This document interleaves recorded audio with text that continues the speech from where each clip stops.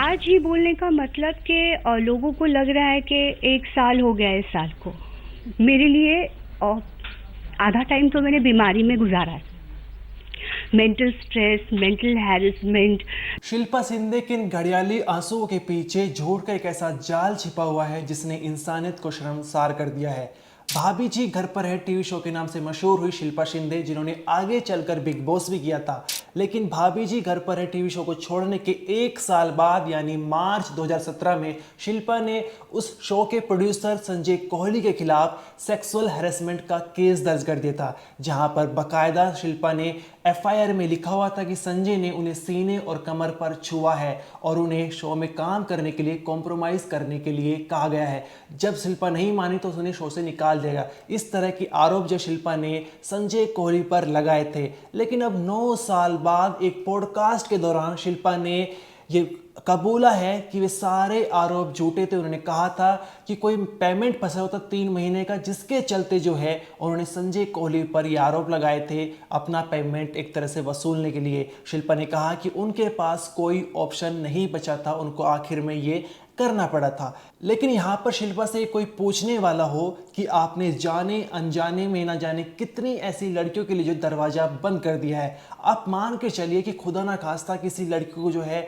इस तरह का फेस करना पड़ता है, जहाँ पर उसे सचमुच काम करने के लिए कॉम्प्रोमाइज करना पड़ता है। डायरेक्टर और प्रोड्यूसर उसे कॉम्प्रोमाइज करने के लिए कहते हैं और वो फिर जो है डायरेक्टर और प्रोड्यूसर के खिलाफ जो है, ये एक मैं आपको हाइपोथेटिकल सिचुएशन बता रहा हूँ जहाँ पर वो केस दर्ज करती है, एफआईआर दर्ज करती है, तो आपके और हमारे मन में यही सवाल उठेगा कि क्या ये सच बोल रही है या फिर ये भी शिल्पा शिंदे की तरह झूठ बोल रही है। ये भी जो है अपना पेमेंट या फिर कोई काम निकलवाने के चलते जो है प्रोड्यूसर या डायरेक्टर पर झूठे आरोप लगा रही है सेक्सुअल हैरेसमेंट के। ये सवाल उठेगा और ये उठना लाजमी भी है, क्योंकि यहाँ पर शिल्पा ने जो है जो कानून महिलाओं के लिए बनाए गए हैं उनका एक तरह से दुरुपयोग किया है। उन्होंने अपना काम निकलवाने के लिए संजय कोहली पर जो है एक तरह से सेक्सुअल हैरेसमेंट का केस किया है। ये शिल्पा शिंदे ने खुद पॉडकास्ट के दौरान कबूला है। अब यहाँ पर न जाने 9 साल के दौरान संजय कोहली की ज़िंदगी कैसी रही होगी, और साथ ही संजय कोहली की छोड़िए उनकी बीवी जो बच्चे होंगे, क्या उनको किस नज़र से देखा जाता होगा, ये सवाल उठा जाता है। अब यहाँ पर सवाल उठता है कि आखिर शिल्पा को ऐसा कदम क्यों ना उठाना पड़ा, क्या उन्होंने पॉडकास्ट के दौरान बताया है। ये पूरी कहानी इस वीडियो में आपको जानने को मिलेगी। नमस्कार, मेरा नाम अनिरुद्ध पवार, आप देख रहे हैं क्राइम तक। दरअसल 2 मार्च 2015 को एक शो एनटीवी पर लॉन्च होता है जिसका नाम है भाभी जी घर पर है, जिसमें बड़े बड़े कलाकार जो है काम करते हैं। उसमें शिल्पा शिंदे अंगूरी भाभी का किरदार निभा रही थी और लोगों को ये शो काफ़ी पसंद आता है। कुछ ही हफ्तों कुछ ही एपिसोड्स में सुपर हिट कर जाता है और अंगूरी भाभी का कैरेक्टर भी काफ़ी लोगों को पसंद आता है। लेकिन जब शो सुपर हिट होने लगा था, लोगों को पसंद आने लगा था, उसी वक्त शिल्पा शिंदे के अनुसार शो ने की जो एक तरह से क्रिएटर्स थे, मेकर्स थे, उन्होंने एक कॉन्ट्रैक्ट साइन करने को कहा कि जब तक तुम शो में काम कर रही हो तुम्हें कहीं और काम करने नहीं ले जाएगा, तुम कहीं और काम नहीं कर सकती। लेकिन शिल्पा इस कॉन्ट्रैक्ट पर साइन नहीं करना चाहती थी।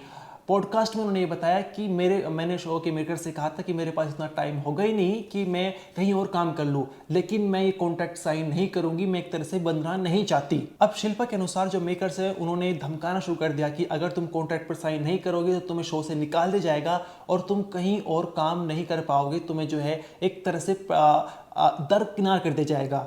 और इस चक्कर में शिल्पा शिंदे जो शो छोड़ देती है मार्च 2016 में। और उसके बाद होता भी कुछ ऐसा ही है, लगभग 1-1.5 साल तक शिल्पा शिंदे को कुछ काम नहीं मिलता है। सारे प्रोड्यूसर जो है एक तरह से उनसे कन्नी काट लेते हैं। अब यहाँ पर बताया जा रहा है कि वो लीगल लड़ाई लड़ रही थी शो के खिलाफ, शो के मेकर्स के खिलाफ, जहाँ पर शिल्पा शिंदे ने पॉडकास्ट के दौरान ये बात बताई है कि उनके वकील तक खरीद लिए गए थे। और साथ ही जो है जब वकील उनके कोर्ट में नहीं पहुंचे थे एंड मूवमेंट पर, तो जो कोर्ट ने फाइन लगा दिया था वो 20 करोड़ तक फाइन पहुंच चुका था। मैं इतनी मोटी रकम कैसे देती, मैं चारों तरफ से फंस चुकी थी, मैं मुझे काम नहीं मिल पा रहा था, जिसके चलते मुझे शो के प्रोड्यूसर संजय कोहली के खिलाफ सेक्सुअल हैरेसमेंट का झूठा केस करना पड़ा। और उस तरफ ये एक तरह से मीडिया में सारी खबरें चली गई। अब यहाँ पर आप देखिए कि शिल्पा शिंदे जो एक तरह से कलाकार है, अभिनेत्री है, उन्होंने अब यहाँ पर रियल लाइफ में एक्टिंग करके दिखाई थी, झूठे आंसू बहाए थे, झूठी कहानी रची थी, झूठे शब्दों का एक तरह से जाल बिछाया था और संजय कोहली को फंसाया गया था एक झूठे सेक्सुअल हैरेसमेंट केस में। उसके बाद यहाँ पर शिल्पा शिंदे ने बताया था कि आगे चलकर सेटलमेंट होता है और उनकी 3 महीने की जो पेमेंट रुकी हुई थी वो भी उनको मिल जाती है। संजय कौल ने इस केस से बचने के लिए जो है सेटलमेंट और जो तमाम मेकर्स उन्होंने कर लिया था। इसके बाद शिल्पा शिंदे 2017 में जो है अक्टूबर 2017 में बिग बॉस 11 करती है और वहां पर उनके सामने विकास गुप्ता भी आते हैं। विकास गुप्ता भी एक कंटेस्टेंट थे। विकास गुप्ता एनटीवी के बताए जा रहे एक प्रोग्रामिंग हेड थे और इस चक्कर में जो है विकास गुप्ता और साथ ही शिल्पा शिंदे में काफ़ी तकरार होती है, नोकझोंक होती रहती है। वे पूरे शो के दौरान जो है एक दूसरे से लड़ते रहते हैं।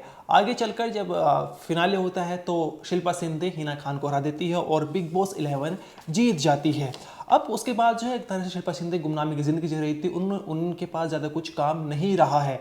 लेकिन अब यहाँ पर हर्ष और भारती को एक पॉडकास्ट दिया है कुछ दिनों पहले, जहाँ पर शिल्पा शिंदे ने पूरा जो है ये जो विवाद हुआ था एनटीवी और साथ ही भाभी जी के शो के मेकर्स के साथ पूरी जो कहानी बताई है। उन्होंने बताया कि किस तरह से उन्हें दरकिनार कर दिया गया था, कन्नी काट दी गई थी। सभी प्रोड्यूसर ने उन्हें काम मिलना बंद हो चुका था और उनकी पेमेंट रुक गई थी। कोर्ट ने फाइन लगाए थे 20 करोड़ रुपए का, जिसके चलते उन्हें जो है ये कदम उठाना पड़ा वहाँ जहाँ पर पुलिस में झूठा केस दर्ज करना पड़ा। अब पुलिस वाले कहते हैं कि अगर जो तुम्हारे साथ हुआ है वो पूरी तरह से एज इट इज लिखना पड़ेगा उन्हीं गंदे शब्दों में। अब यहाँ पर शिल्पा शिंदे ने अपनी एक कोई उनकी लॉयर फ्रेंड थी उससे लिखवाया था। उन्होंने भी कहा था कि तुम्हें पता है तुम क्या लिख रही हो। तो शिल्पा शिंदे कह रहा था कि मेरे पास अब कोई ऑप्शन नहीं बचा है, मैं चारों तरफ से घिर चुकी हूँ, जिसके चलते उन्होंने शो के प्रोड्यूसर संजय कौल के खिलाफ सेक्सुअल हैरेसमेंट का केस किया था। लेकिन अब जो कहानी सामने निकल कर आई है यहाँ पर 9 साल बाद हर्ष और भारती को दिए गए पॉडकास्ट में, वो पूरी तरह से झकझोर कर देने वाली है। जहाँ पर शिल्पा शिंदे ने बताया है कि वो एक तरह से झूठा और फॉल्स सेक्सुअल हैरेसमेंट केस था, वो सिर्फ उन्होंने अपने काम के लिए संजय कौल पर लगाया था। उस समय शिल्पा शिंदे काफ़ी लोगों के बीच में पसंद की जाती थी। उनका जो कैरेक्टर था अंगूरी भाभी लोगों को काफ़ी प्रिय था और एक तरह से जो उनकी ऑडियंस थे चाहने वाले थे और उनको ये यकीन भी हो गया होगा कि शिल्पा शिंदे जो आरोप संजय कौल के खिलाफ लगा रही हैं वो पूरी तरह से सच हैं। वहाँ पर उन्होंने एक तरह से रियल में एक्टिंग करके दिखाई थी, झूठे आंसू बहाए थे, एक तरह से झूठे शब्दों का जाल बुनकर संजय कौल को फंसाया गया था। लेकिन यहाँ पर सवाल उठते हैं और ये एक तरह से नैरेटिव बन चुका था कि संजय कौल के खिलाफ। आप संजय कौल को छोड़िए, जो उनकी बीवी बच्चे हैं उनको आसपास के लोग मीडिया किस तरह से जो है देखती हो, किस नज़र से देखती हो कि ये वही आदमी है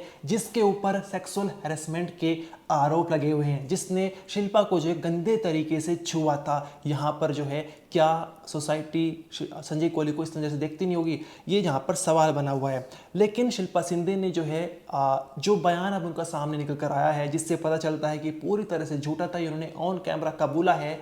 तो यहाँ पर उन्होंने जो है जाने अनजाने में बहुत सारी नई एक्ट्रेस के लिए जो है एक तरह से मुश्किल खड़ी कर दी है, रास्ता मुश्किल कर दिया है। अगर किसी मान लीजिए किसी के साथ ऐसी खुदा ना खास्ता कुछ होता है, अगर वो कंप्लेंट लिखाती है तो हमारे और आपके मन में सीधा सा सवाल यही आएगा कि क्या ये भी शिल्पा शिंदे की तरह झूठ तो नहीं बोल रही है, क्या सच बोल रही है, ऐसे सवाल उठेंगे।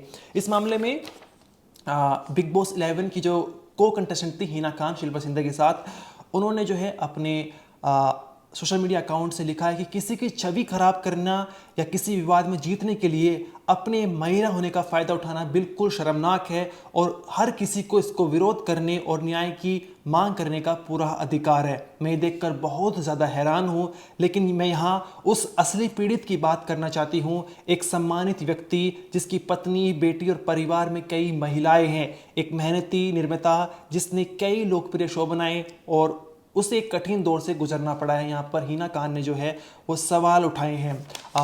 ये पॉडकास्ट जो है काफ़ी सुर्खियों में बना हुआ है। इसके बाद जो है सोशल मीडिया पर लोग तमाम जो है उनकी पुरानी क्लिप्स निकाल कर आ रहे हैं, जहाँ पर वो रोती बिलखती हुई नज़र आ रही है और वो संजय कौल के ऊपर आरोप लगाती हुई नज़र आ रही है। और अब उनकी जो है ये क्लिप काफ़ी वायरल की जा रही है और बताया जा रहा है कि यहाँ पर शिल्पा शिंदे किस तरह की एक्टिंग कर रही है। लेकिन शिल्पा शिंदे पॉडकास्ट के बाद भी अब अपने सोशल मीडिया अकाउंट पर काफ़ी एक्टिव हो चुकी हैं और वो लगातार बयान दे रही है। उनका कहना है कि ये जो चल रहा है वो सब कुछ PR कैंपेन चल रहा है, एक तरह से मुझे दोबारा से यहाँ पर फंसाया जा रहा है। उनका कहना है कि जितने भी लोग यहाँ पर बयान देने आए हैं, जजमेंट कर रहे हैं, वो पूरी बात उन्होंने सुनी नहीं है, पूरी बात सुनकर आइए मैंने किस वजह से जो है मुझे ये कदम उठाना पड़ा, इसके पीछे भी एक कहानी छिपी हुई है। हाय गाइस, मैं हूँ शिल्पा शिंदे। मैं यूजुअली कमेंट्स पढ़ती नहीं हूँ क्योंकि मुझे पता है मेरे फैंस मेरे लिए क्या लिखेंगे। जिन्होंने एक्चुअली जेन्युइन भारती जी और हर्ष का जो पॉडकास्ट था उस पे जाकर आप देखोगे तो कमेंट्स किए हुए हैं। और ये जो पीआर चल रहा है उसके बाद जो कमेंट्स आ रहे हैं, मुझे उन लोगों को यही कहना है कि जो बोओगे ना वही पाओगे। तो ये बिना सिचुएशन को समझे जो आप लोग लिखे जा रहे हो, ओ माय गॉड आपको मेरी इतनी चिंता, मैं जैसी लड़की थी इसलिए अब तक शादी नहीं हुई, ओ माय गॉड आपको इतनी चिंता है मेरी, क्यों है? आप अपनी खुद की चिंता कीजिए कि एक सच बोलने वाले इंसान को आप झूठ बोल रहे हो। अब बिल्कुल मुझे पता था, ये तो आना ही था क्योंकि दुनिया कभी किसी अच्छी चीज़ को अप्रिशिएट करती ही नहीं है ना। स्पेशली आप जैसे लोग जो इस तरह की कमेंट्स करते हैं कि मुझे ये आज बोलने की कोई ज़रूरत नहीं थी। 10 साल के बाद भी मैं शो कर चुकी थी, कर रही थी, मैं तभी भी बोल सकती थी। तो अरे ये मिनी शो के लिए बोला, ये बोलते लोगों की नज़रों में उठना ही नहीं है। मैं अपनी नज़रों में उठी हूँ क्योंकि वो झूठ था। किसी ने कहा नहीं मुझे बोलो, मैं खुद उस झूठ के साथ नहीं जी सकती थी कभी। वो आज ना कल मुझे बोलना ही था, कभी उसके लिए मौका चाहिए। जो मेरे साथ हुआ आप लोगों को नहीं पता है। अब भगवान ना करे किसी आप लोगों के साथ या आपके घर वालों के साथ ऐसा हो, क्योंकि वो जो टाइम था वो मुझे पता। मैंने सिर्फ पैसों के लिए ऐसा नहीं किया, ना ही मैं तो शो छोड़ चुकी थी, वो मैं उससे निकल चुकी थी जो इल्ज़ाम मेरे ऊपर लगाए। अब हाल ही में कुछ महीने पहले दिसंबर 2025 में भाभी जी घर पर है 2.0 शो आया था, जिसमें शिल्पा शिंदे दोबारा से काम करती हुई नजर आई, जहां पर वो उन्हीं मेकर्स के साथ, उसी प्रोड्यूसर के साथ काम कर रही है। और शिल्पा ने कहा कि अब हमारे रिश्ते जो हैं वो पूरी तरह से अच्छे हैं। यहाँ पर उस समय जब सेटलमेंट हुआ था तो हमारे बीच में एक तरह से समझौता हो गया था कि अब कोई भी पार्टी मीडिया में जाकर कोई बयान नहीं देगी। यहाँ पर शिल्पा का कहना है कि ये सिर्फ और सिर्फ जो है मुझे एक तरह से पेमेंट वसूलने के लिए, और मैं चारों तरफ से घिर चुकी थी तो मुझे ये कदम उठाना पड़ा था। इस पूरे मामले में शिल्पा ने जो एक तरह से झूठा केस किया था वो सही या गलत है, आपकी क्या राय है कमेंट सेक्शन में ज़रूर बताइए। और इस वीडियो में इतना ही, आप देखते रहिए क्राइम तक।